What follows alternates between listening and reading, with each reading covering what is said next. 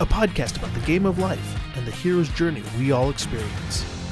Let's jump in with our host, Dylan Watkins, as he introduces today's guest. Have you ever wanted to speak with flow, with passion? Have you ever wanted to be charismatic and just let your whole heart be seen? Well, then this is the podcast for you. Gavin is the founder of FlowFam, a non-judgmental collective space that cultivates confidence, innovation, and healthy communication.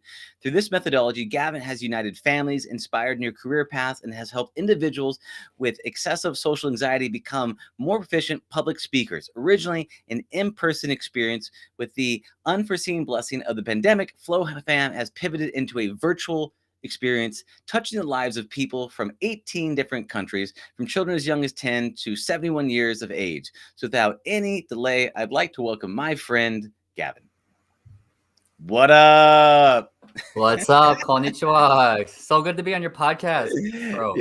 Yeah, brother. I'm excited, man. We were when we met and connected and went deep, we had some very flow focused conversations, just going back and forth with banter. And I really enjoyed the conversation with you. So I was excited to get you on here and go deep with you in the areas of flow, brother. Yeah, we were very focused. Oh, the puns are alive and well. They're gonna come. Yes. Yeah, man. Yeah. We're gonna feel the flow and go with it, man. I really think this is gonna be great. And I think this flow thing is this magical. It's this magical hidden force that kind of guides us through life, that, it's intangible, that if you try to hold on to it, you try to pay attention, you try to force it out, it just pops away. But when you're letting go, it's like, it's this unintuitive aspect of life, which I think is wonderful. What like for you in flow, I mean, can you talk to me just a little bit about like your origins of flow and kind of like what got you in the whole flow of things?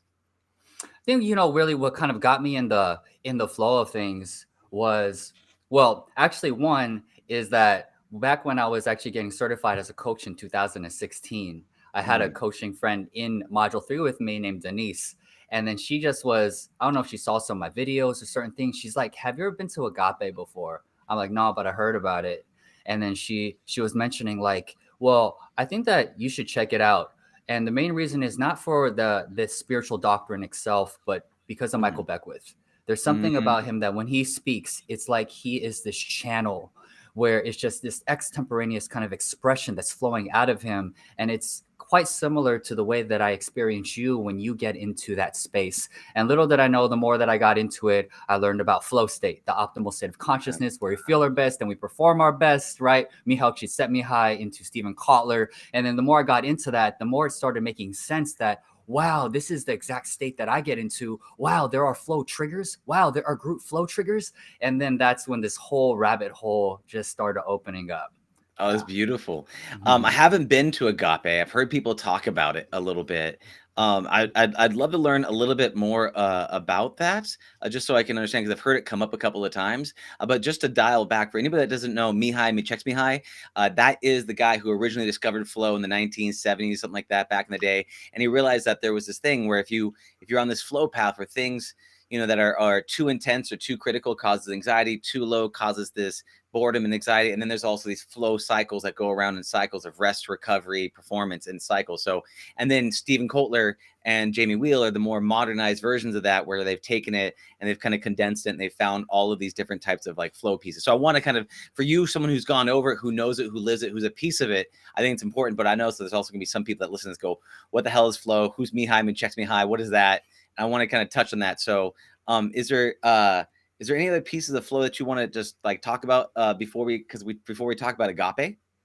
Oh yeah, and actually Agape, to be honest, I don't really know too much about it. That was just like the backdrop. I went to a few times to see Michael Beckwith actually speak, but that was kind of like the origin of me learning about, there's something that I get to, and it's called flow, right? And so that was kind of like the beginning of me kind of like opening myself up to it. Yeah. Okay, so with that, then so the Agape is the church, the religious church. Haven't known part of it, but then so that's just a backdrop for flow. So with you and flow and finding these flow triggers, what about these things lights you up? What is this flow that you How would you describe it to people? How would you present it to people for people that aren't familiar with it? And then how do you channel it? Yeah, absolutely. Great. So, you for anybody that's actually tuning in, what you might find is that there are definitely going to be areas of your life where you're going to be accessing that. For Hmm. some people, it might be with knitting. For other people, it might be the minute that they pick up a paintbrush and you start going, and it's where just like time seems to like fade away. And so there are 4 different characteristics that take place when we're in flow. They call it stir, right? So it's the sense of like selflessness, where there's like an ego that sense dissolves. You're not trying to be like, oh, look at me, I'm the best, or look at me, I'm actually the worst. There's this non-judgment that comes into this place.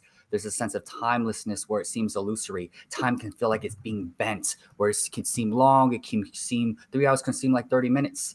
There's a sense of effortlessness after that place, where that's why people say like, oh, it doesn't feel like I can even take responsibility. I was being channeled. And the last one is the richness, where our sensory experience really starts to get heightened right there. And so really for me, like what I like to help people with, and what inspired me when I first saw Michael Beckwith, is that people will look at him and be enamored by the way that he's able to eloquently articulate his place from a place of deep exuberance and passion. And it made me just think about, well, how can I hold spaces in ways for people to experience it themselves and not just look at it outwards like, wow, look at that over there. Mm. Flow is a very experiential process. Yeah, and it's one of those things that when you're talking about flow here, and you're talking about like there's group flow, and then there's single flows, and there's things like that. How do you get for yourself? How do you get into the state of flow? Like what is that? Do you have a flow process to kind of ramp up, or what does that look like for you?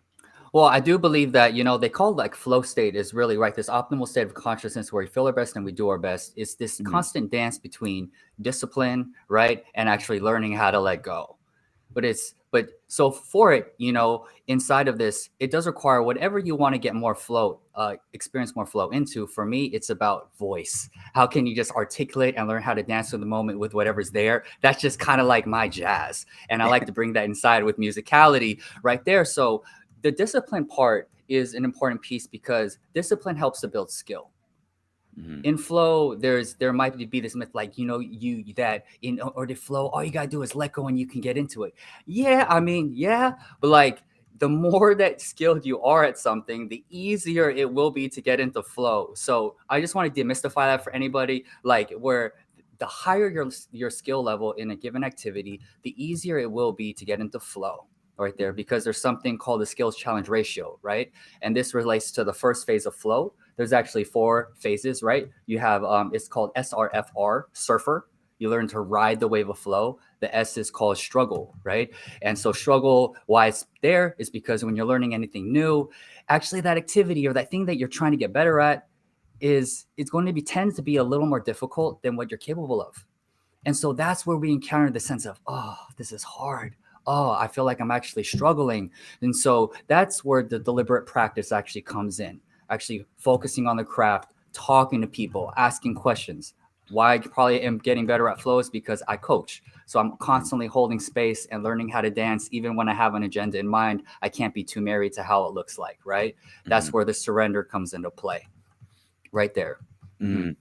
When you're talking about coaching, you say flow coaching. Is it primarily you're help people get in the flow, or is it for communication and speeches primarily? So you're helping people find their voice, or when you're talking about like how specifically do you coach people? Yeah. So it really kind of depends. I've coached people like around like how to actually bring out more vulnerability for people inside of podcasts. And so Mhm. I look at it inside of voice, the different building blocks of voice coined by Roger Love. Like none of the stuff that I'm actually is that groundbreaking in a sense that I am just kind of like helping to synthesize the work of kind of like Roger Love, some of the work of actually Tony Robbins. Emotion is created by motion, getting into your physiology, and then actually how to just connect and relate with people, softening your tone sometimes just to get a little more intimate, right? Mhm. And so it's about helping people actually to create those intimate spaces, whether it be on their podcast, whether it be in helping people to open up within their teams. In a way, it's all about helping people to access flow and to listen so that deep connection can be created amongst people, colleagues, as well as in personal relationships. Got it. Yeah, and I mean, I'd love to dive into a little bit like cr- creating vulnerability in podcasts, I think is something I'm very interested in myself personally. Is how do you create the vulnerability? Like, what do you coach people on for that if they're trying to be more vulnerable inside of a podcast? What does that look like? Well, so there was actually one person that I was coaching. She has this brilliant podcast, Business Without Barriers, as well too. Is I would actually help her to kind of demonstrate and allow her to actually to get deep. So some of my coaching goes around the 7 levels of why, right? 7 levels of why. It goes into it like, so Business Without Barriers, for instance, this podcast. Why did you create it? Right. And so we went into that. Oh, well, I created the podcast because I wanted to make these teachings more accessible and for these thought leaders to be able to showcase their talents more. Great. Right. Why is that? Why is that so important to showcase these thought leaders' talents out there? Why is that so important? Right. And then we just kept getting deeper, 6, 7, 8 layers deep until you hit a point, usually if you're really connected, that you get moved by it to where she started actually breaking down, right? She's like, I actually want to bring humanity back into business. That's why it's called Business Without Barriers, right? And her voice started shaking. She started getting like more softer in her tone, and I just noticed that. So you hold the space right there, and you see where that was right there. You see the voice that you access right here. This is not what I experience on your podcast. You're very enthusiastic. You bring out and you're able to lift the spirits of even that person that was blind on your podcast. Yet where's this part? Where's the heart inside of this? Do you see this? Anchor this in right now. Use that physical anchor. For those of you who don't know, it's kind of like a physical movement that you do uncommonly that helps to associate to that peak state that you wish to experience more of. And so I use these different kind of modalities, but the minute that I notice something changing in their voice, I immediately stop. It's the Dale Carnegie principle. And what happened right here? Do you notice your voice? How are you breathing? Feel into that. Anchor that in. Do you feel this voice? How does it feel? Yeah. Do you see that softer? Right. So it's pointing out these little observations for them to kind of experience for themselves, anchoring it in and being like, you notice that? Listen back to some of your podcasts. Where do you access this right here? This is a powerful place, and you can start asking questions from this place right here. I like that, because I think when you first start out, right, you have so much high energy, right? And a lot of that is the nerves that kind of dance, right? They get into you, right? And you feel this, and they translate it, and you start going a mile a minute, you start going back and forth, and you don't create a lot of space, right? Versus that's spinning up, because it's good to spin up, but it's good to drop it down slowly. And you're talking about this meaning of why is something meaningful to you, or what's meaningful to me for this things. Like, for example, for myself, for this podcast, I think, this is all about heroes of reality. This is all about taking lessons and stories and insights from people and giving people inspiration, because I think the greatest way that we can learn is through stories, through sharing not ambiguous lessons of be better, do more, but it's like, well, let me talk to you about the time that my father passed, and the lesson I got when he left, and what that meaning had for me on my life, and the final lesson that he taught me, and how I plan to take that and move that forward in my life. And that to me is like, there's those types of lessons that you get, that you hear the meaning behind that, and it impacts your soul, and you can feel there's a realness to it beyond just that superficial. How was your day? How was your weather? How's it feeling? Like, you have that stuff. So I like that. Like, when you talk to, because I could feel that in your voice when it dropped down into that section, and it's a challenge to access, because all of a sudden, when I do that, like even just talking about my father and the passing of my father, which did happen, and the lesson I did get from that was, like, for myself personally, is like, he died from smoking, right? And he was a wonderful, beautiful human of a man. And even right now, I feel vulnerable to talk about it, to do it, but to lean into it right now. It's like, the final lesson that I got from him on that was, if I do not master my habits, they will literally be the death of me. And even though he was a beautiful, wonderful, caring man, his father used to beat him, was very violent, was very abusive, and he swore he would never do that to his kids, and he never did. He was a loving, wonderful man, but there was but he still had gaps. And that lesson that I take from that is, what did his death mean to me? What did it look like to me? And it meant to me that his final lesson was, hey, learn to master yourself. Otherwise, it will be the death of you, and that will cause great suffering from the people around myself. Right. And so one of the missions I'm on is to master my own lessons, to master my own habits, to understand what this and understand the lessons from other people, so that I could be more for the people in my life that matters. Right.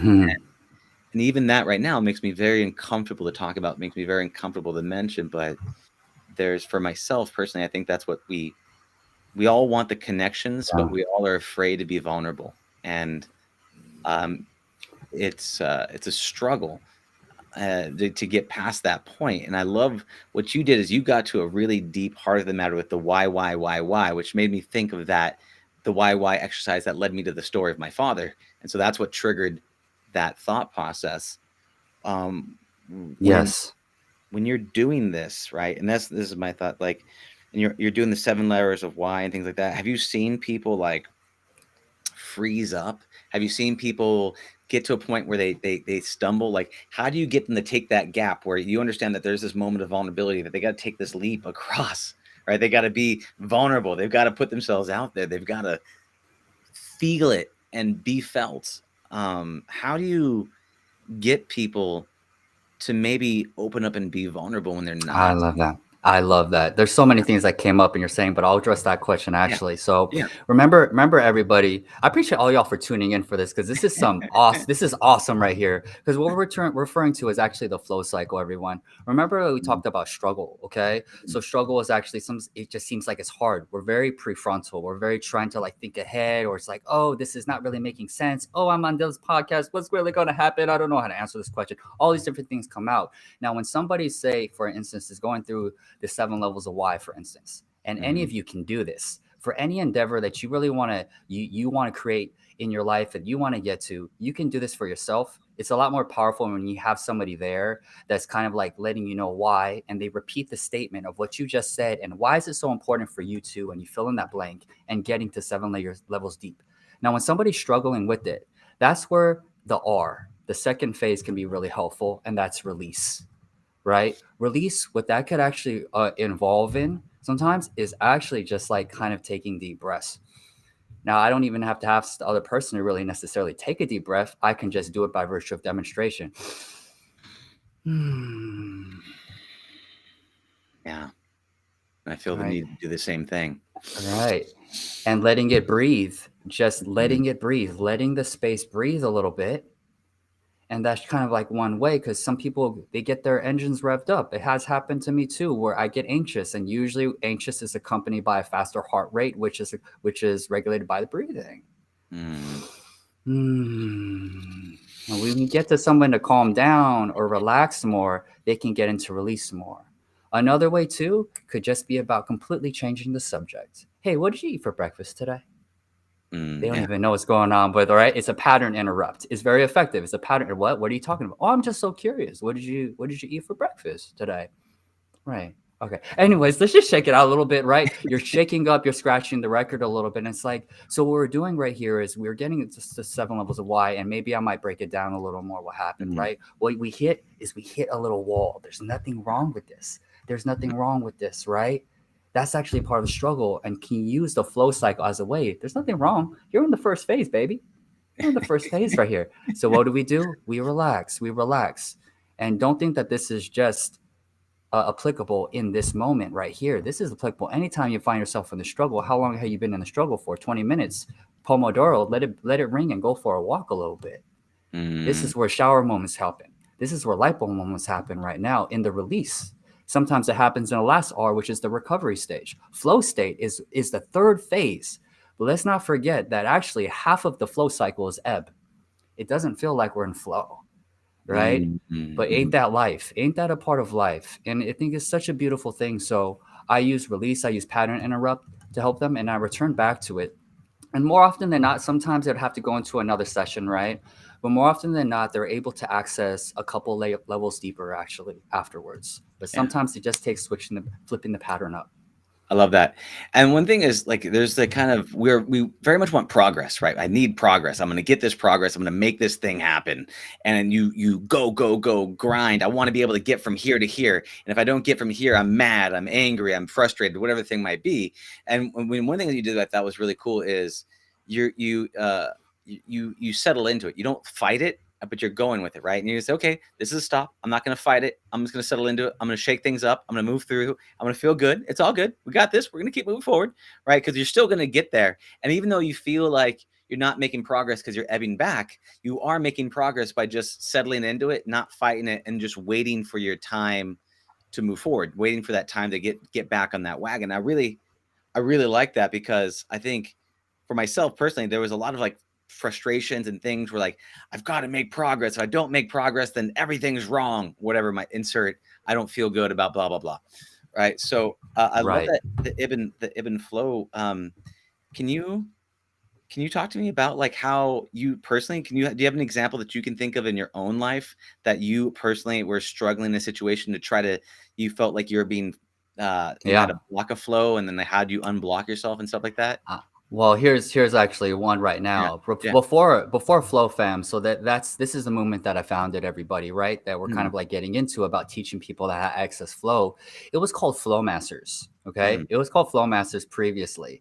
Now, when I started to take it more seriously and getting to the trademarking process of it, I spoke with I spoke with my trademark attorney about it, and then we found is that I found flowmastery.com. And it seemed like it wasn't the same, but it seemed like it could have been in a similar category. So we were trying to file for a coexistence agreement and everything. We reached out to the person and they actually said, no, it's too close. We can't do that. Now, mind you, I've been calling that name. It was rolling off my tongue, Flowmasters, Yeah.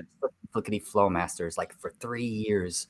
And I'm like, how is anything going to actually compare to that? So I would do Joe Dispenza's body space meditation, meditating on a name around that. But really what actually helped to make the difference was like nothing was really common to me. But there was actually a conversation that I didn't have. There was a conversation, which is actually a great exercise that I think that Tim Ferriss would call it that, right? That your quality of life is leaned upon the amount of uncomfortable conversations that you're willing to have on a regular basis, right?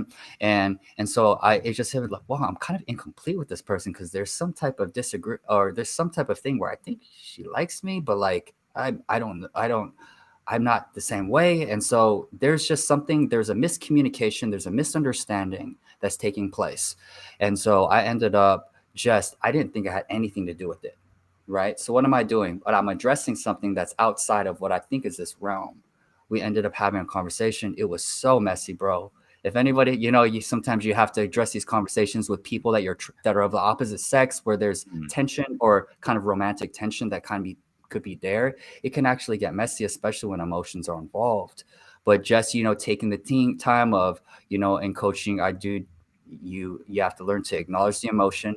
Acknowledge the situation, validate the emotion, and speak to the commitment and everything. And then just through that and the releasing, coming to that common understanding. FlowFam. Oh shit, that's what it is. It's not about becoming a master. Oh my goodness, it's about actually coming together to create this thing called group flow. And we can't exist in isolation. It's all about coming together where the sum of the parts is greater than anything that a single entity can do. And then that's all upon the flow, the second flow principle, which is Raleigh the cipher. Everything just started going through. It's alliteration. Oh, I love alliterations. And that came from actually addressing something that allowed me to get that flow back for the name, addressing specifically around this trademarking a name. So it's almost like what you perceive as a block is really just tension being pulled back. If you look like an arrow, a bow and arrow, that blockage is really it's really the tension being pulled back to then send you forward in flight. And it feels like you're not making progress because you're not technically going where, but there's tension building. And then you have that conversation, you're searching, then everything clicks, and then boom, that release. And then it goes sailing into flight. Everything clicks, everything makes sense, everything moves forward, and then you're off to the races. Yes, that's beautiful. And the alliteration, I could tell that, like I could tell like the words, the music, the way that you speak there, you're using your language as a tool. And do you have like with these like the flows and things like that, do you practice like alliterations? Do you practice rapping? Like, how do you sharpen the skill that is the spoken word? Yeah, come out to FlowFam, everyone. But no, but There you some, go. yeah. So some other things that I love to do, and I just do it a lot without even fully knowing about it, is I scat aloud, everyone. So for those of you who don't know, scatting originated in jazz, and it's unintelligible, nonsensical noises that are made. Now, why would we do that? Why would I do that? What is the practicality of that? So when we actually have to, for me to get into a place where I'm making unintelligible noises, that means I have to let go of trying to make sense of everything. What does that mean? That means I'm getting outside of the analytical mind. What does that mean? I'm stepping outside of the prefrontal cortex that is always trying to plan ahead, right? And transient hypofrontality, which is the core component of flow, is where those parts of the brain, the front part, is actually shutting off. That means we're surpassing the analytical mind. So by scatting, which is always the first exercise that I do inside of FlowFam, is getting people comfortable to being confidently lost. So I might just like wake up before I'm brushing my teeth and like, right?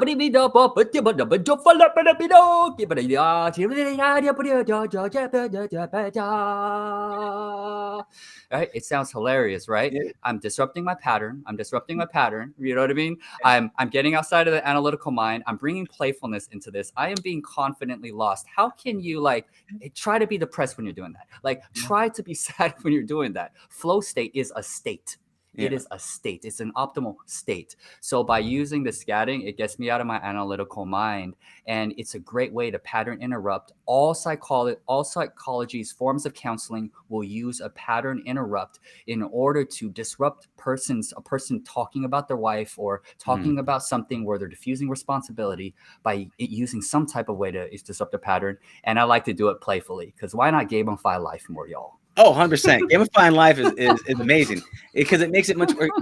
The thing about life, it can be everything. You can be anything. There's so many opportunities, but if you can render a life to be in a game, and you can play whatever game, you simplify it, and you can say, I'm not going to worry about the million things I could do, but I'm just going to worry about this one thing. I think that's wonderful.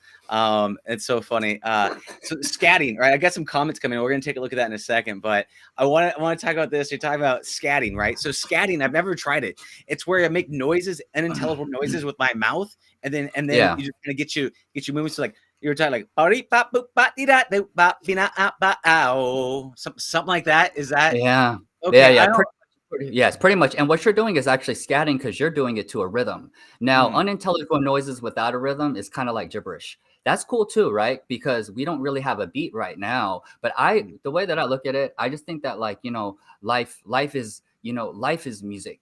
Like there's always a beat. That's why people say, Gavin, when you're actually speaking, it almost feels like it's a little bit of spoken word. It's like, of course, like to me, there's no difference between conversation, speaking to somebody, and then also getting into this flow with music. It's to me, it's kind of like the lines are really muddled. And I think life is so much more fun that way, when life can be an art form. Life is art. Right. And life is expression. We have different ways of expressing ourselves. And for me, the core component that everyone's trying to do, in my opinion, in some shape or form, is trying to express their versions of love. I think we mentioned this at CK's thing, right? Yeah. And even if someone's going to be angry, someone's going to be upset, what's the need that's not being fulfilled, which is causing one to be upset? In some shape or form, it is this 4-letter word of this notion of love.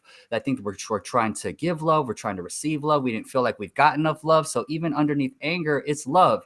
And we're all trying to find our own expressions on how to bring that to the world by having company, by playing the piano, by all these like different things. And so, I don't know, it's kind of just getting wrapped in like, wait, what was the question that you're referring to again? Oh no, I was looking at that well, we're talking about flow. We're talking about the points of flow, and we're talking about how generally with flow we're getting lost. I said, is this right? The scatting, the bop bop. Oh yeah, yeah. Bop, bop. Yeah, exactly. Now, this is the one thing around voice that I absolutely love, is that you can tell, y'all, when somebody is actually saying that, like, how you doing? Right? Sometimes you get a gist of like, they don't really want to know. They're using it as a way to maybe ask to request something. You can usually tell, and by maybe their tone of voice, right? By their pitch, by the way that they're on their phone when they're saying how you doing, it means that they're a little distracted, right? There's something that's really powerful when you can get that sense that somebody's very interested in you. How you doing, Dylan? How you doing, Dylan? How you doing over there? Yeah. Right. Yeah. And so inside of that, what I love about the scat piece is when I'm priming the spaces for people, or even when I'm doing it, I'm trying to evoke emotion. Mhm. So therefore, even though intellectually you can't comprehend because I'm not speaking in a language, you might get that in certain places when I'm like, you might get, there might be an undertone of anger. Now, I may not experience anger in that moment or do that, but I'm actually generating a place where I can start to actually experience that.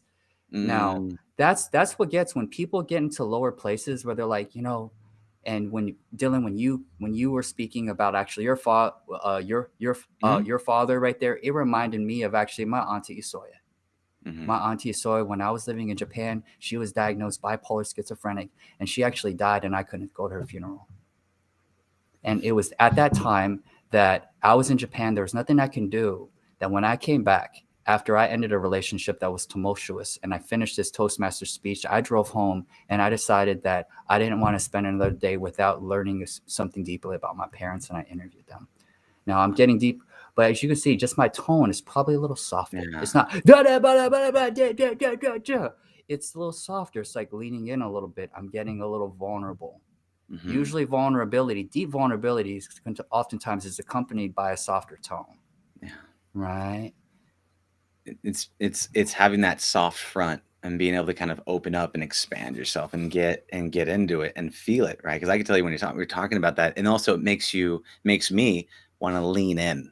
Like as you Right. mention it, like you're speaking and like it's like sacred. It feels like there's a sacred Right. conversation that we're having with each other. We're talking about the passing of my father, the passing of your aunt, what it meant to you, and the lesson that Exactly. you got from you. Said, look, I want to make sure that I could actually capture these memories and these times because for myself, the memories are the only things that we have and the lessons. And we understand that this is just a temporary moment that we get to have together. And so we want to get the most out of it. Otherwise, we may not ever get to have that conversation. That's the thing that we don't realize too, is we only get so many conversations with so many people. If you look at like your aunts, if you look at your uncles, if you like, if you realize that like with my, with my grandma, she's only going to be around for so much longer. She's suffering with some issues. She's had some cancer, stuff like this. And, she might be around for, let's just say another couple of months, maybe, but is it really a couple of months, or it's how many times am I going to go visit her?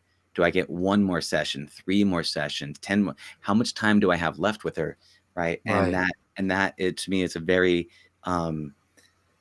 it's an emotionally vulnerable thing, and to realize that it's precious. And if it's precious, you want to honor it. There's this weird thing that you're being vulnerable. We understand there's a value in this being precious and being vulnerable. At the same time, it's not all one flavor. If that's all we talked about, that wouldn't do it. It's you want all the flavors, right? You want all the flavors. You want Yeah. the bobby bop bop. I'm gonna do that, by the way. Have you ever done that in public? Have you ever done that, like walking down? Have you gone past people and not explained the fact that you bobby beep bop booped in front of them? Well, let me tell you, the gym. Right. I love the gym. I love the gym because not only is it my physical, it is my vocal calisthenics, right? Yeah. And so when I'm on my break, I'm not playing with you. Like 24-hour fitness, Ocean Park and 31st. I'll see y'all there, right? Yeah. Like during my break time, y'all. Like after I do my curl ups, I pull ups and do my push ups. Like I'm listening usually music. I usually have my little FlowFam Friday playlist of different beats, and yeah, sometimes I'm actually just like and then and then some people are looking at me and then I'm just waving, what am I? I'm not doing anything wrong. I got my mask or whatever, and then I'm just like, yo, I'm chilling up at 24. You see me doing my pull-ups. I want to work in my core, reaching for more. But why do I want to keep on reaching for more? Because sometimes that can make me lose track of the present. But I'm seeing that this is the present. There's so many lessons that come out of this verbal expression when I come in here. The only thing that takes me out when I start second guessing. Yes, right there. This is my way. This is the way for us to hit the highway. This could be our day. This is the crazy place. This is the truth flow. When we come together to experience the group flow, so... And this is great for y'all too, because actually a flow trigger. Now this can really cause someone to go one way or the other. But like actually psychological risk, emotional risk is actually one flow trigger for people to help to activate flow. When you can get into the release, when you can get a little more bearing of your regulated breathing, You can access flow more quickly when there's a psychological, emotional risk. For instance, if all of you went to school and whatnot, and then you're crunch time because you procrastinated last minute for something, you're going to get a lot done in that little amount of time. Will you get an A? I don't know if you're going to get an A on it, but because there was crunch time, you had to do something and make something work in that set period of time right there, you know? And so there's something really powerful about psychological risk. So I think of actually going into places, because I'm also a crowd pleaser, which is one of my flow profiles. If y'all go to the Flow Genome Project, it's a very simplified version. It won't fully encapsulate, but when I read it, it really spoke to me. And so I'm able to access flow quite quickly when I'm put in kind of a place where eyes are on me, right? However, that is also a flow trigger that people can get when they learn to relax. Interesting, because risk is the case. I thought that's a really interesting concept, because I thought it would be like psychological safety would allow you to get into flow, but it's not. It sounds like it's the opposite. It's both. It's both. It could be actually both, right? So like I like to say, FlowFam is safe and uncomfortable. Safe and uncomfortable in terms of, you're creating safety for them to be uncomfortable? Is that what that looks like? Yeah. Safety for them to express themselves in ways that they never have expressed before. And that's uncomfortable. But the safetiness is all about setting the container. I just love facilitating spaces, everybody. So I'm very just cognizant of how is the space created? How do I infuse and let people know right from the jump that I appreciate them and I want to thank them for choosing to be there? Because they didn't have to be here, you know? And so it's all about setting the container, creating that realm of safety. There's no right or wrong in here. It's just expression, y'all. That was perfect what you just did right there. Did you crunch up? No worries, right? First phase of the flow cycle. Y'all remember that, y'all? Right? Awesome. Yo, let's rally the cipher. So I have my two principles. Flow's just around the corner, and rally the cipher. Like these two principles run the whole show. It creates the whole container. But yeah, in short, it's, you know, creating safety for people to really explore the rough edges is one of the most powerful things, and that's what makes FlowFam. You said two principles. Can you say rally cipher? Could you say that again? Yeah. So rally the cipher is the second and the most important one. So basically what that means is, like, you know, for anybody that comes into the space, you know, I'll kind of regurgitate, and that comes into the space right here, you may not agree with everything that somebody else says, but that doesn't matter in the space. Who cares if whether you agree? Now, what we're doing here is we're holding a space here to promote people to fully live into their intentions. Everybody has an intention before we jump in, to fully live into their intentions. So think about that. In your silent listening, how are you contributing to the space in your silence? And then I bring in the concept of Ubuntu. I am as you are. You see over there is, how might that person be feeling? How is what this person is expressing and what this person is going through, how does that relate to my life? Right? Rally the cipher helps to create a sense of compassion and empathy. And I think that's a really important piece. So that's one that helps to create group flow. People feel safe. People use the reactions on the Zoom. If it's in person, they get into their body, right?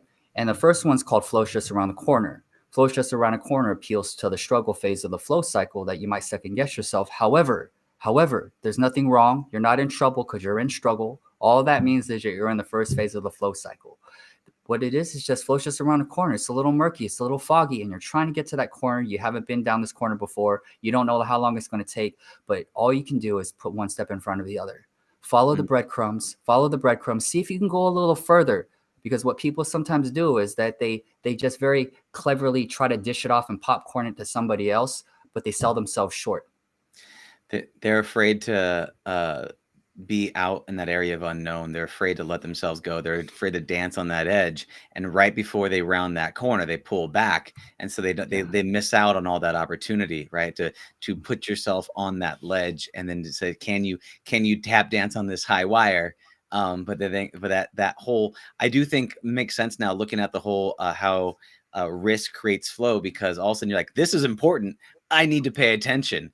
I can't be on my phone and trying to do, I don't know, my taxes or something on the side while I'm actually trying to be in flow. It has to that full sense of presence. And I like that the Rally the Cipher, where you're being present, you're showing up, you're contributing, not with the words, but with your emotional engagement, and having those nonverbal signals that we're sending across to each other to say, hey, we're on the right page. Let's keep going. Let's move through this thing, and let's rally up, which I think is awesome. And you're right that there's so when you're talking, like looking at this process, right?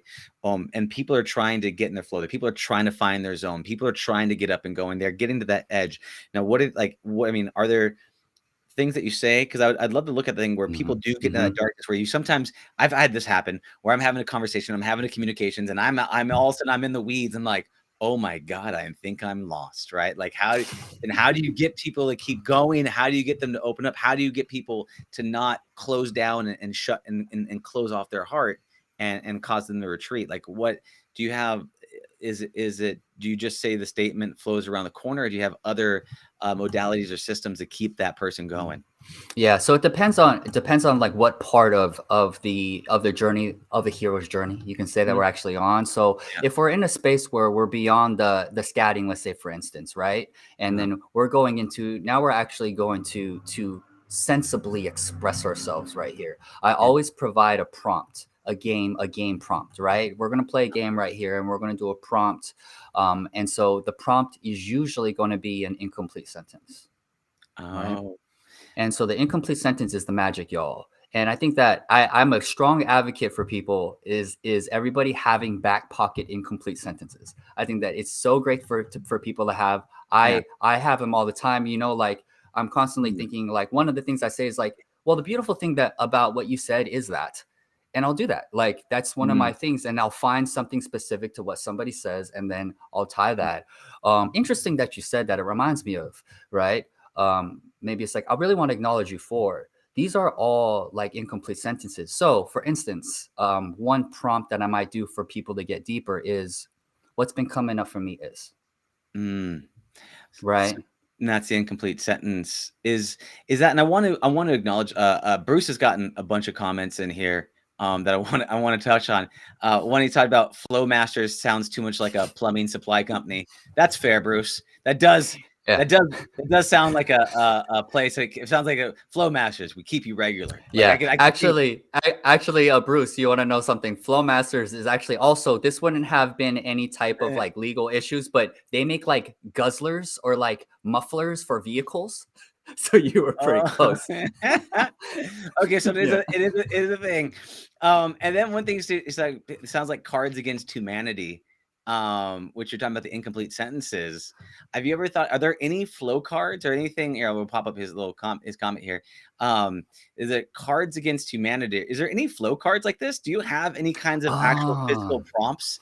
That is so good. Like, I don't have flow cards. They're just like, I have a whole list on my Google document that I do, and I'm just like, I'm pretty good at coming up with different ones on the spot too, right? Like last Friday, given that it was the new year, I wanted to do something around release and create, right? And provide two options, two different flow entry points for people. Maybe some people are still incomplete. So I did a little sandwich prompt. I said, for people, you can start off with, I used to think ...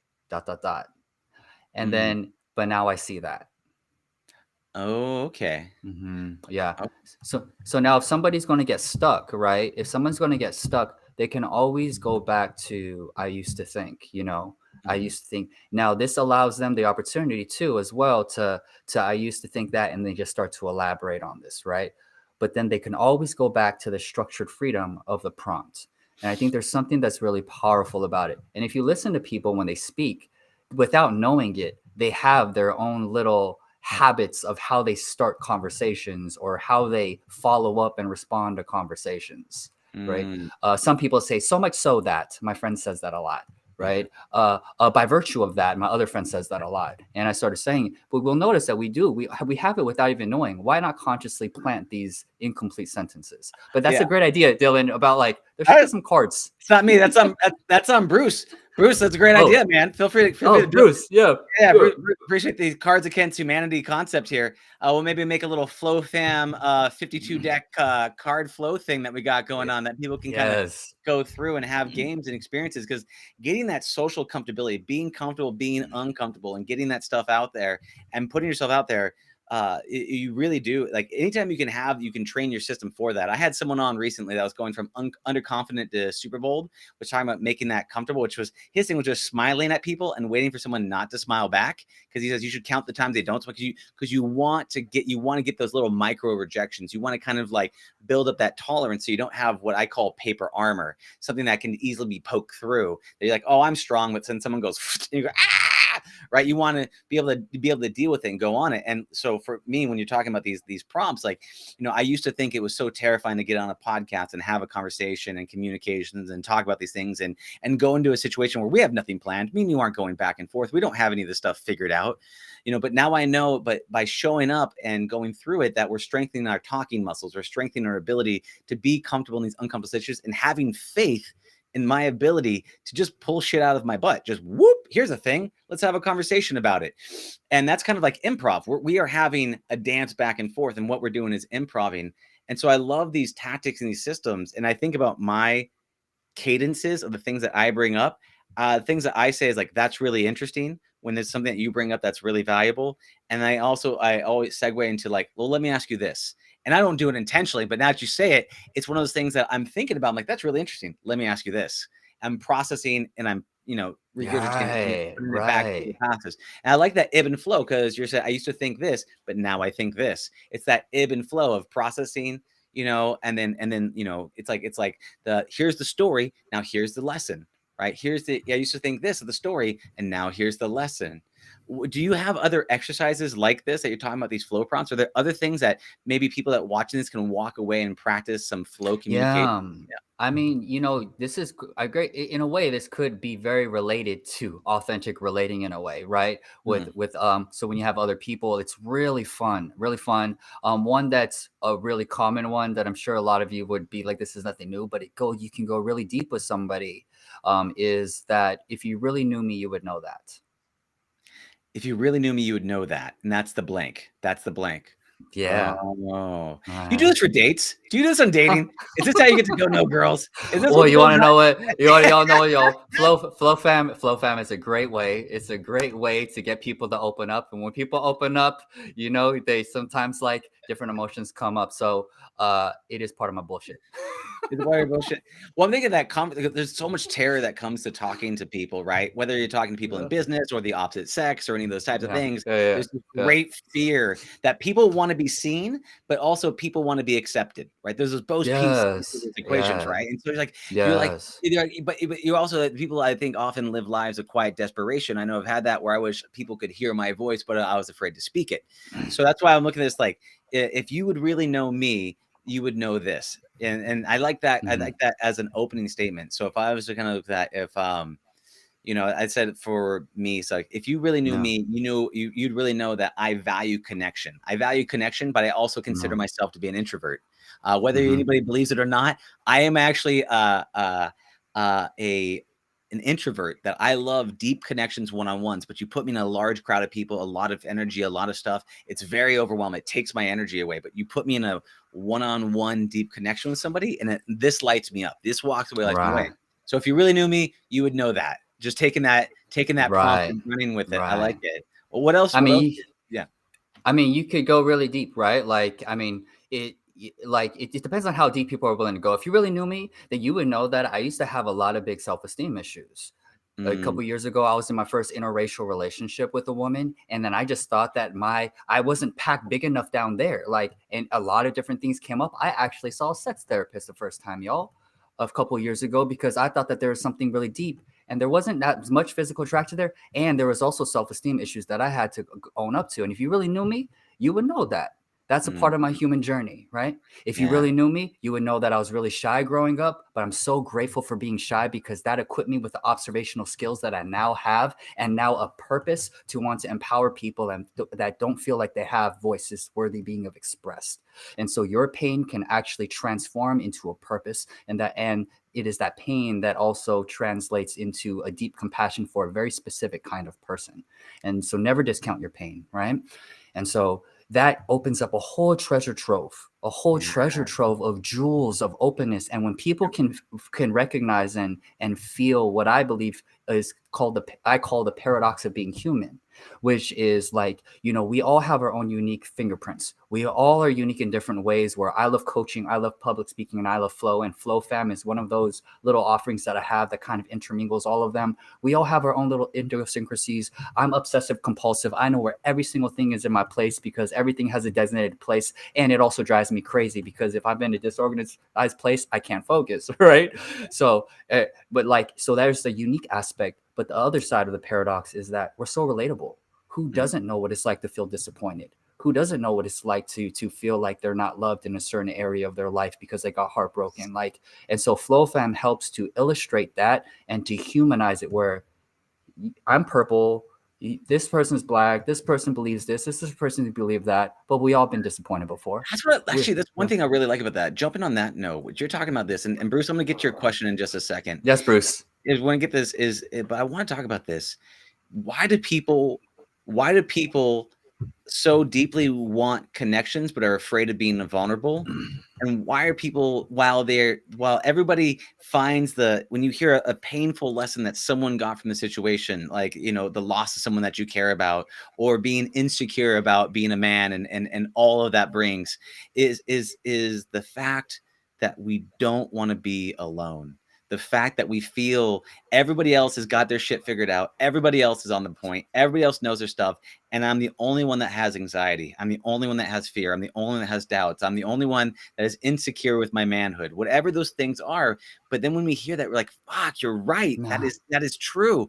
And you're like, and it feels like there's like speaking to me. Like I used to have things where like, I'd have like this negative Tourette's, right? Where occasionally I'd be like, oh, you idiot. I can't believe I did that. And it would just come out and it would just burst out of me. And I was like, wow. And eventually I'd catch it, and I got better at it, and I started processing more of my things. And I did a lot of things where I processed my emotions. I went through it. But when I was telling people about it, I said, sometimes I have this like shit talking Tourette's on myself that pops out that like, you fucking idiot. I can't believe you did that. And it's like, but I told you, they're like, oh my God, I totally do the same thing. But it would sound like a crazy person, but I say it to some people and they're like, oh yeah, totally. I'm right there with you. But right. That feeling of not wanting to be alone and being, and sometimes that pain creates connection. Right. And I think that discounting the pain. Think about this. There's so many things that came up, but think about that, y'all. If y'all any have listened to an audiobook, or if you watched a documentary, or you read an autobiography about somebody, what makes that so special, right? And there's going to be a lot of answers, but one thing for me that I find so special about that and comforting is that there is not a single book, whether it was the Steve Jobs book or the biography on Elon Musk, who hasn't encountered deep struggle, right? Like imagine reading a book and you're just like, when you read the biography, or autobiography, you get clear like, oh, this was not an overnight success. Elon Musk is not an overnight success. Steve Jobs was not an overnight success. Was he in a good time period of it? Yes. Was Bill Gates? Yeah. Yes, definitely. Absolutely. It was. And they worked their asses off. And so it was timing, but it was also, they had insatiable pig-headed discipline and a vision, where people that were more knowledgeable than them in different areas, like they were so unreasonable that he had the reality distortion field, Steve Jobs, right? Where it's like he just made people believe in things that were like, is that even possible to make? Why is this computer $3,000 compared to these other computers out there, right? And so I think that's the beautiful thing around when we can express our pains. To me, one of the primary reasons why we can feel alone is that because we're pretty smart creatures. Intellect can only get us so far. You can intellectually understand, or I can, that I'm not the only one that ever at some point in my life thought that my dick was too small. Mm-hmm. Right. But if I don't say that, if I keep it to myself or like, and I just reinforce that belief, I can feel like on an emotional level, on a cellular level that I'm the only one that feels like, oh, my dick wasn't big enough. Right. Right. But like the more that comes out, it's like my homie, when I brought it up inside of this little flow thing, they're like, oh shit, me too, dude.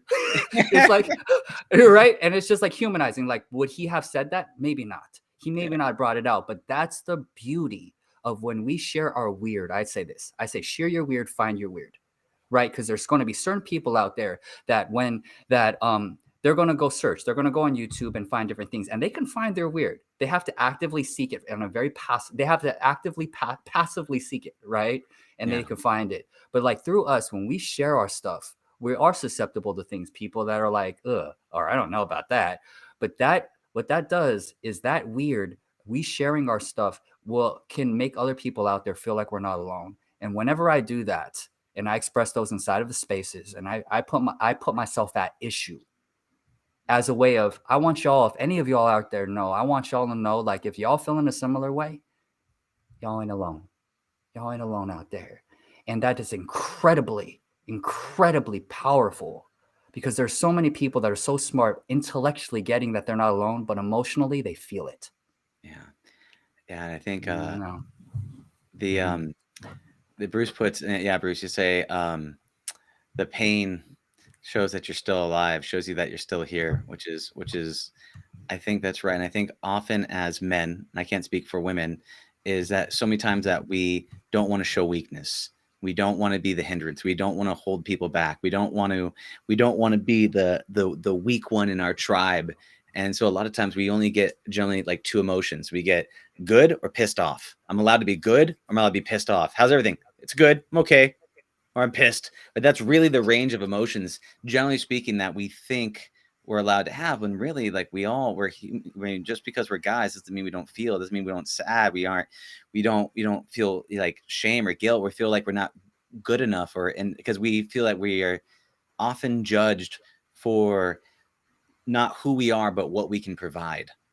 And so much of that comes to the fact that if we feel like we're not adequate enough, we don't know how to connect with people to say, I'm scared, I'm lost, because we don't want to be perceived as weak, because we don't want to be kicked out of the tribe. Bruce, I'm just going to touch on, he says, he goes, sounds like your sexual insecurities empowers you, Gavin. That sounds like your sword samurai. What concept that comes to mind, actually, Bruce, I appreciate that right there, is Wabi-Sabi, right? Wabi-Sabi? And Wabi-Sabi. Have you heard of that before? No idea. So I guess Wabi-Sabi actually came from, it was like this thing where there's made as vases, and these vases were like, some of them were broken vases, but what it did is they would take these broken vases and they would put golden filament where there's cracks, so they would turn this broken thing into a very extravagant piece that was initially broken. So basically, Wabi-Sabi is a Japanese concept that's all about like finding beauty in something that may at first glance look decrepit and ugly, right? And then also Wabi-Sabi is about embracing this whole notion of the temporariness of life, right there, and so I've been studying charisma more too, because people say, Gavin, you have the sense of charisma. I'm like, what the fuck is that, right? It's such a loaded actually word in there. And when the more that I was just looking at people, or like Bill Clinton's, and looking at Hugh Jackman's, these different people that are said to have a lot of these of this sense of charisma, one thing that's finding is like these people are just, they take ownership. They take ownership of all these different aspects of themselves. Like in certain interviews, Hugh Jackman will make fun of himself, will make fun of some of his insecurities, and then the whole crowd laughs and finds endearment in the insecurities. Why is that, y'all? Because they see somebody that they put on a pedestal oftentimes, that he has human tendencies, and he's actually courageous enough to admit that. And for some, that could be a superpower, And it's like, because you're not alone, y'all. Never think that you're the only one, or that, as Hugh Jackman, that I'm this person that has everything together.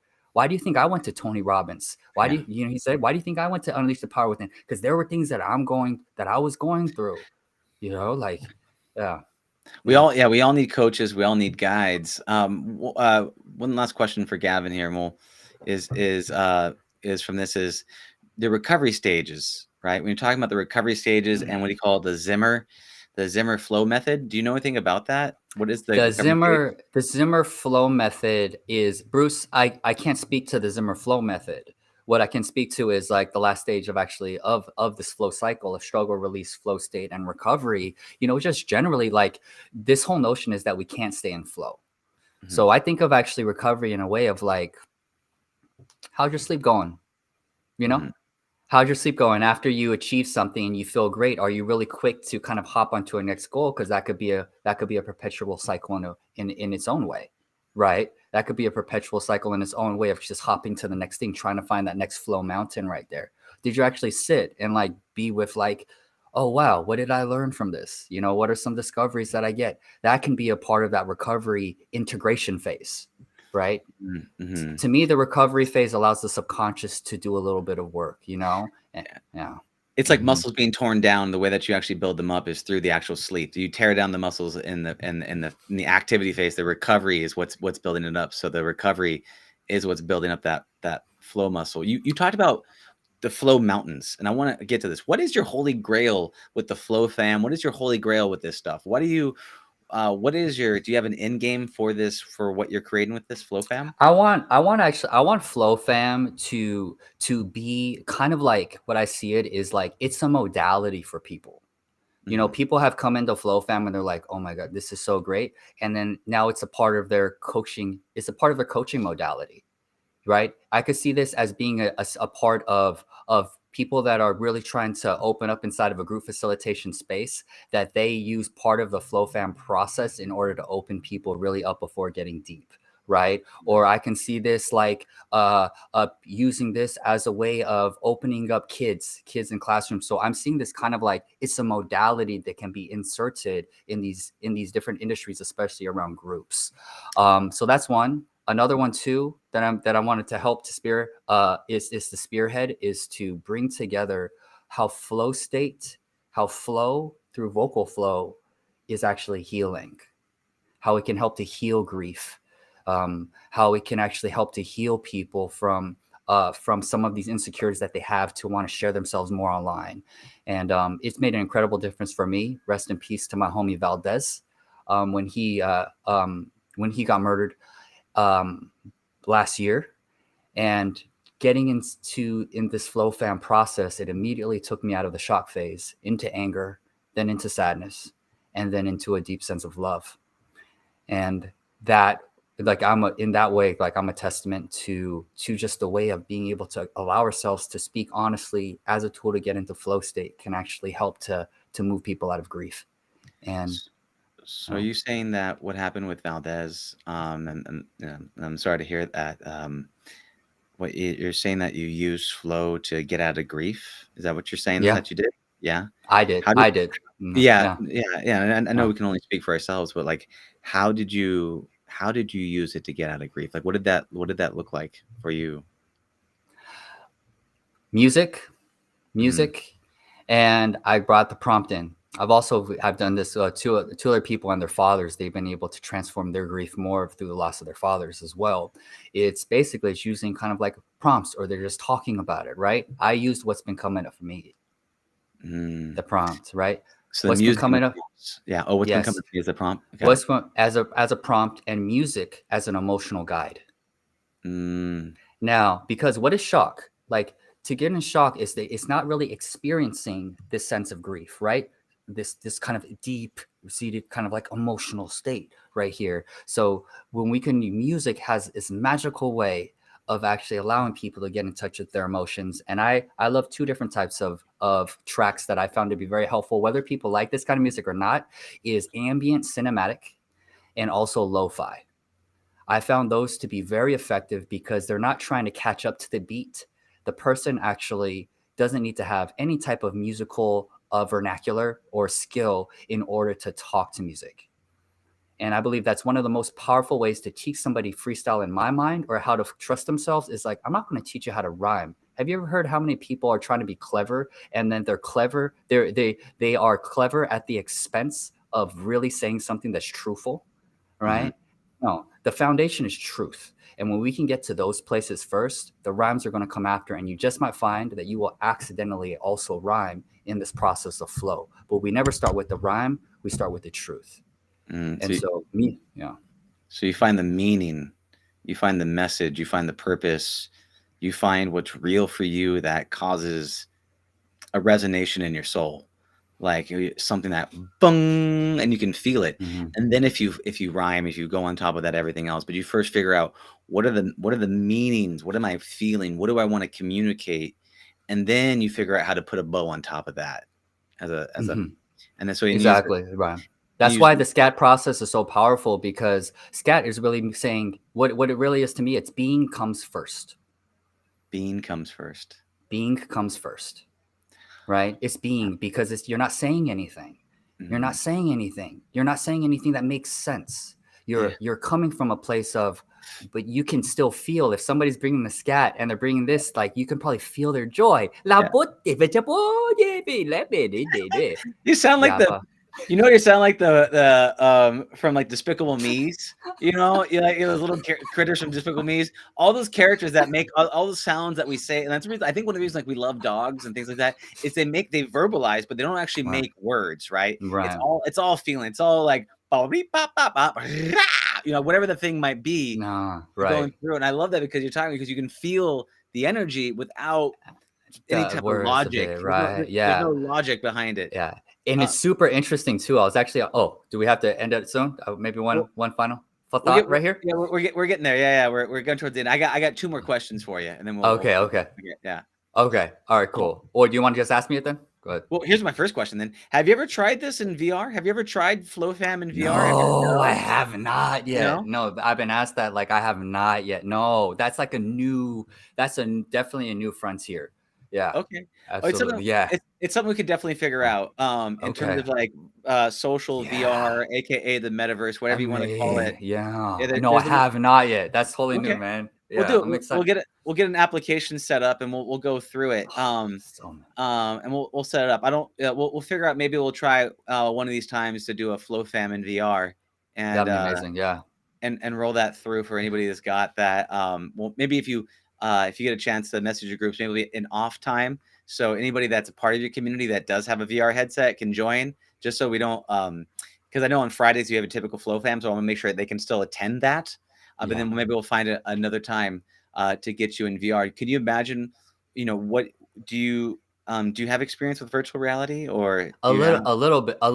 I will actually say one of the things that kind of like pushed me is that, like, after a certain period of time with the screen, I get a little headache after a while. Kind of with the motion. So that's something that I haven't gotten over yet. Is that so? But yeah, my friend actually, I tried these little like mindfulness, like meditation ones on his it wasn't an Oculus. I forgot which one it was actually. But yeah, I've done it with my friend Edwin, and So there's something there in flow. I mean, you're getting around, you're talking, you're curating music, you're sharing information, going back and forth. I think there's something there for that whole thing. I had an experience on plant medicine that was I don't know if we ever talked about it, but where I was at a sitting, and there was some like negative energy going around with these two girls, right? It was two sisters, negative energy being chucked back and forth. And then all of a sudden they said, let's mix this up. So we got around in a big circle. We all had percussion instruments, bongos, drums, maracas, whatever you want to call it. And then all of a sudden we started like shaking up a thing like and then out of nowhere, one person's like, and then everybody else went, and then we get passed back and forth, and we started chucking these things around. I guess that's kind of like a group scat, but afterwards we felt it was a very cathartic, let out all this energy. We all kind of got to shout and scream and express and shout to the world. And I was like, this would be such an amazing VR experience, being able to just release and then do these calls back and forth and have this energy be chucked back and forth. I imagine some sort of like flowy experience in a multiplayer virtual reality experience would be super beneficial. I absolutely think that that'd be so great, because one of the limitations when we do it on Zoom is that the sounds fight against each other when people are trying to speak at the same time. And so what Oh, the element that is actually missing inside of it, that I think is a huge missing, which is why I'm connecting with my buddy Mike to create something that we call Flowverse, where we're going to infuse the FlowFam way with harmony. mm, Like harmony, where people can layer on top of each other, and that's another way to promote group flow. It's just in the Zoom world that I've been doing it up to this point, it's just not possible to harmonize and kind of like to layer on top of each other. So that would be an amazing next step that open up a whole new flowverse for FlowFam. Yeah. it's I think it's super doable, man. There's a lot of Yeah. things you can do that with current existing applications or customized ones. There's definitely something there, and I could see that'd be a good fit because it's social connections, communication, talking, So singing, much. very low. It's very doable with the tech that's out right now. So I was just curious, what do you think? Bruce says Metaflow. So That's the meta flow. uh, Yes, Bruce. there you go. There you go. Bruce is just dropping bombs on this one, man. Love it, man. This is Yeah. wonderful. What do you think is your dragon? If I go the dragon that you don't know if you can defeat, right? So the Holy Grail is to make this as a modality, to make this as a system, to make this as a way to kind of enable people to share their pain, find their voice, find the truth, and connect it outwards. What do you think is the dragon that might seem too difficult to beat or achieve? What is the major thing that you need to overcome in order I love to that. make this possible? Well, like I've been told a lot that like this is really powerful and it's very progressive, right? It's very progressive. Someone has said like maybe this might be too a little ahead, too a little Mm, ahead of its time right now, where people are not really getting it because they're associating with freestyle rap. So that's kind of like where it is for me, is like there's a challenge right now as far as the entire kind of like the messaging, kind of like the messaging around it is I don't have that down pack where it's really easy to understand. Like people really have to come into it and experience it themselves, or they trust somebody. So it's been really like, oh, yo, Dylan, you have to come out because my buddy CK, because CK, right? We know. yeah. And Yeah. that's how people kind of like know where it's this small kind of thing. And through that, we've been able to touch people in 18 countries, but it still kind of was like a slow thing, because it's just, I think there's a lot of preconceptive notions around freestyle rap, which when they get into it, people realize it's not. That's been a really difficult thing in making it a low barrier for people to want to come try it out. So a simple way to communicate what it is without actually having to go and experience it. Is that Hmm. like, yeah, Yeah. Hmm. yeah, got it. That's great. Yeah, and flow is definitely something that is an experiential thing that you like, until you experience it, you don't know. And even when you do experience it, you may not know you are experiencing it, which is sometimes a bit tricky. Yeah, it Uh, is. Yeah. Yeah. is there anything else, man? I love chatting with you about all this stuff, brother. But is there anything else you'd like to let people know about before you tell them how to get a hold of you or find more about the Flow Fam? One thing is about it, like I especially like to like kind of cater this to people who, maybe they have a lot of insecurities around their voice. I was the kid that started a school a year late. So I hated my birthday because all the kids made fun of me. I had blue braces, I had a crooked bowl cut hair. No girls kind of liked me, and every time I raised my hand, I actually would get the answers wrong, and so it only reinforced the fact that you should just shut up. You know, and so that was a really big part of my inferiority complex. And like all of this part of me, kind of this delve of expressing myself, actually arose out of a deep pain, and that I want to like specifically have a particular empathy for people that feel voiceless. And this is like really who I do it for. I do it for those underdogs that don't feel like they really have that voice. And I want to empower you. And if you come out and you give it a try and you experiment more, try it with a little scatting yourself. And if you want to, feel free to come out to the FlowFam space, and you'll find it's one of the most sacred spaces you've ever been to virtually. And might it just empower you to know that your voice is worthy of being heard. That's beautiful. Yeah, giving a voice to the voiceless. It's a very Mm-hmm. powerful thing because there's so many people feel that pain. Which is a wonderful gift to give to people. Mm-hmm. With that being said, how did they get a hold of you? How do they find out about the Flow Fam? What does that look like? Yes, absolutely. So you can actually find it on two. Okay, what's the best way? You can just go to flowfam.com as well if you want to have a little more information on what it's about too. Feel free to find me on Instagram at Gavin Masumiya, and feel free to send me a DM if you want to know anything else. If you go onto my Instagram too, you'll see a link for the bi-weekly FlowFam Fridays in the link tree. So at Gavin Masumiya and then flowfam.com or gavinmasumiya.com. Beautiful. Gavin, thank you so much time, brother. It's been a beautiful time flowing with you, my friend. And I look forward to many more flow going sessions with you. So I honor you. I appreciate you. And I will see you on the other side. Sounds good. Sounds good. Everybody, may the flow be with you. Beautiful, brother. Have a blessed day. See you. You too. Bye. Thank you for listening to the Heroes of Reality podcast. Check out heroesofreality.com for more episodes. While you're there, you can also take the Heroes Quiz to find out what kind of hero you are. Or, if you have a great story and want to be on the podcast, tell us why your hero's journey will inspire others. Thank you for listening.